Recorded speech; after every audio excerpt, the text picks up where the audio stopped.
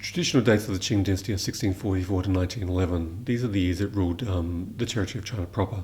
But prior to this, the Qing state had been forming in what is now Manchuria over the course of the late 16th and early 17th century. In 1644, they had the opportunity to ally with Chinese forces to recapture the Ming capital from rebels.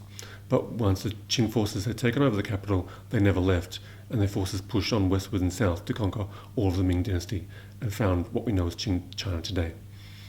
So the Qing dynasty ruled over a very large land mass, which is very similar to the borders of China today.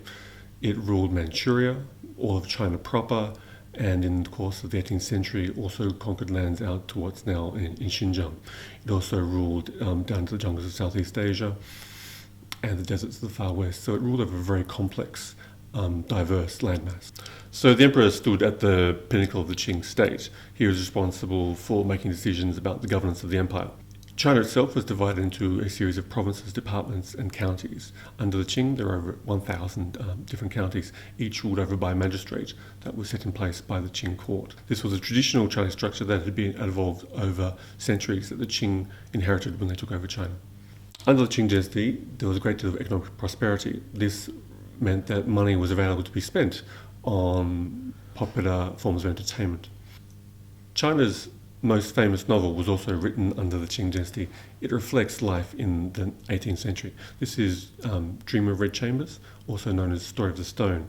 It involves the story of members of a rich household in the capital and how they engage with Chinese culture, but also the society around them. It engages also with themes regarding religion and the impermanence of human life. Even today, people continue to argue about its meaning and significance. Many artistic forms which are considered synonymous with Chinese culture also found form under the Qing dynasty. So, for example, Peking opera formed over the course of the 19th century. Visitors to Peking today have the opportunity to see many of the architectural achievements of the Qing court. The Qing court inherited from the Ming capital, which was already established on a grand scale.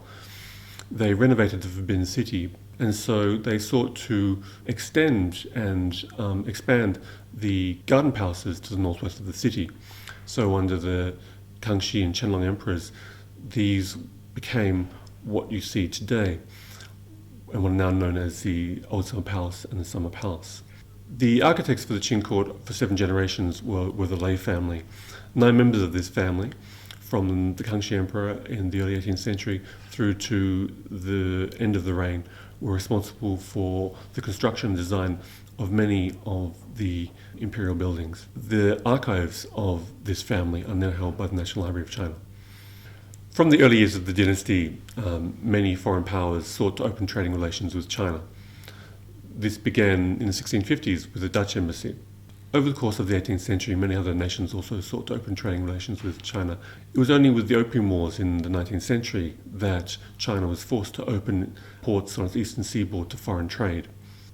After the opening of the treaty ports after the First and Second Opium Wars in 1840s and 1860, China saw an unprecedented influx of foreigners into its territory.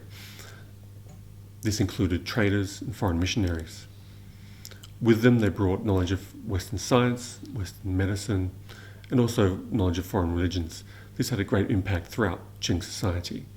Perhaps the most dramatic of these was the Taiping Rebellion. This began in the 1850s when a man, believing he was the younger brother of Jesus Christ, found followers among a huge section of Chinese society and founded a state in southern China which ruled for over a decade. This was only finally quashed in the 1860s, but it led to the deaths of over 20 million people.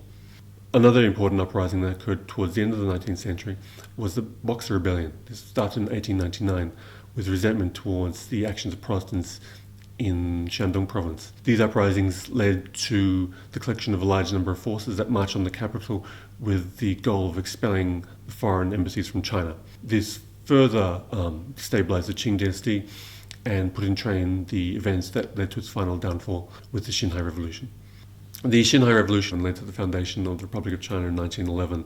The Republic of China itself faced a number of challenges, not least the fact that the territory was divided among a number of warlords. It took several decades for China to be unified and for the experiments with nationhood to finally strike upon a lasting formulation.